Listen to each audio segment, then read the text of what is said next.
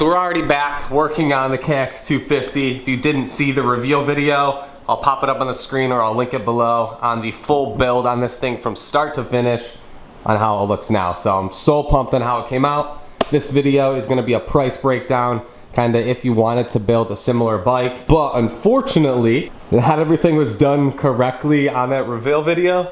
I gotta pop the brakes, the front and rear off, take them apart again because I put them in wrong, so I can't bleed them, so I have to do that. I found a new axle on eBay because the stock one, the threads are all messed up, so this one's way better. Seeing these here now from eBay, they're 250F spacers.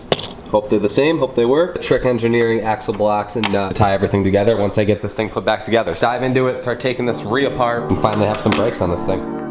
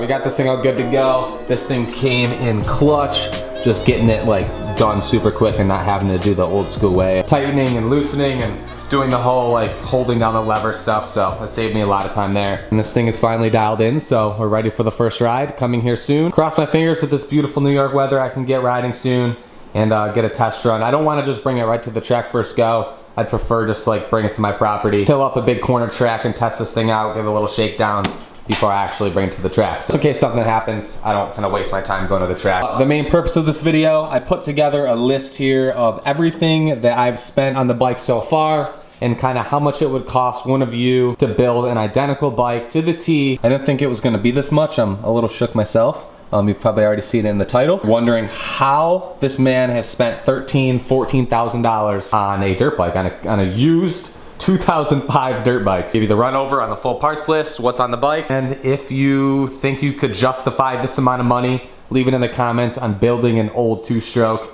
What do you guys think? Is it worth it? Is it not? Let's get into the rundown and everything and how you guys can build a similar bike. First thing, obviously, is the bike itself, especially in the market right now. This is anywhere between $1,000 and $3,000, 3,500 bucks to find a used KX250, a used two-stroke in general, it seems like, on Facebook Marketplace. That's your baseline to find a used beat-up bike that you're pretty much gonna have to tear down and do what I did to start from scratch, essentially. Put the money counter in the corner, 2,500 bucks starting. Then going down the list on what I started with is a Wrench Rabbit's engine rebuild kit. That's about 800 bucks.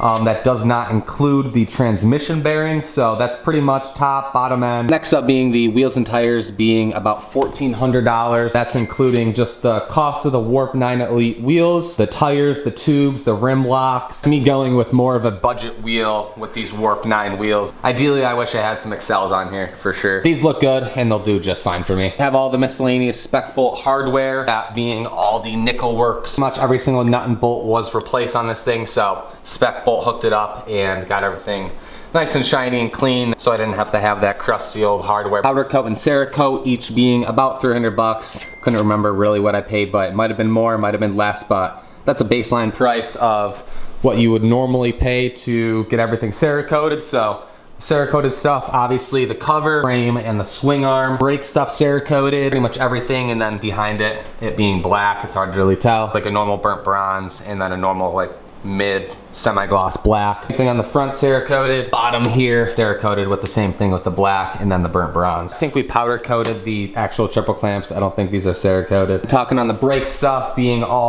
everything rebuilt since it was torn apart, so all the rebuild kits, top and bottom on the back, total being about 350 bucks, that including all the new brake lines, the little random odds and ends and little pieces like OEM stuff that I would have to buy, all the banjo bolts. I have the titanium front banjo bolts, so those are pretty pricey. Next up being the Raptor titanium razor blade foot pegs right here.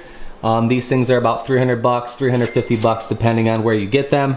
Those things are pretty pricey. I have the random Trick Engineering titanium parts, along with I had to get the left side case here fixed since it was cracked when I actually bought it. So right here he repaired it so I could put the actual case saver on there. So we fixed that up, and then along with have the titanium nut on the front and then the actual axle blocks on the rear and the titanium nut over here to hold everything together, totaling about 250 bucks. Next up being the Fathead Racing head. These are about 350 bucks. Add some bling to your bike, gives you better power. Something I've had on every single two-stroke build. So got that thing. Up obviously next to the head, we have the new Bellatron Electron Carb. This is about 600, 620. This is basically fuel injection on your two-stroke. The best thing you can buy for your two-stroke, I think, in pair with the head. New Electron Bellatron. Stoked to try that thing out. All the vapor honing work, which yes, I did do it myself, but if you were to have somebody else vapor hone, it would probably be more expensive than what I'm saying that it's gonna cost. So all the vapor honing stuff, 800 bucks. That's pretty cheap, I think. I do offer it on my website. I'll leave it linked below. If somebody's doing a bike build, you can ship me the parts, I'll vapor hone it, and I'll ship it back to you. All the details are on my website. Regardless, that is the cylinder, the cases, the radiator, straightening those out. Lasting all that, we have all the linkage parts down here that got vapor honed, all the other little miscellaneous parts like the pipe vapor hone, Kickstarter, the brake. It might look easy, but it's definitely very time consuming if you want to get a good product, a good end result. Can't really compare it to anything else, because if you want a clean bike, you have to get your stuff vapor honed. Doing all the plastic parts like the tank, the subframe not being plastic, but the air box, all the other miscellaneous plastic stuff. Pretty much every single rubber and aluminum piece that isn't powder coated got vapor honed, so quite a bit of work in vapor honing. I don't even know how to put a time on it. I probably have 20, 30 hours of vapor honing invested into this build for sure. Definitely very time consuming. So being the bars and all the controls and everything up here, this being about $450, $500 between the bars, the clamps, the lever being about 220, 250 bucks, cables, all the OEM stuff over here, which like the whole new throttle assembly, the cover, the rubber, the front brake, this aluminum throttle tube, the grips, like the stuff just adds up. Plastics being about 150, and then with the brackets to do the new front end, maybe like 50 bucks for graphics. The main pieces is the JBI suspension with it fully gone through, all redone. Obviously with the suspension coatings, the rear just kind of got cleaned up. Didn't do a rear shaft coating. I didn't really think I needed it, so this thing's all freshened up, brand new. And then he did a couple little things CEREKOTED and a couple other little anodized parts. But suspension being one of the most expensive things, being about $2,000 for everything gone through. These are what really set this bike apart from some other bike builds out there, because not too many people do it because it's stupid expensive and not too many people can maybe justify it, but I justified it to myself. I don't have to justify it to anybody else. It looks cool. I think it ties and makes the whole bike look the part, and different than a lot of other builds I've seen. A big chunk is the miscellaneous OEM parts, and OEM stuff being about $900.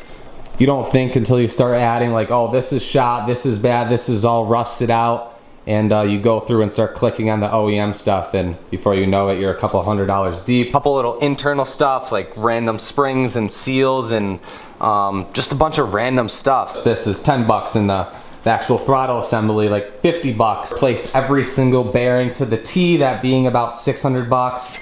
That is the like steering stem bearings, the linkage bearings, swing arm bearings, shock bearings. Like I said, transmission bearings weren't included in the rebuild kit. The last thing over here being the Pro Circuit pipe.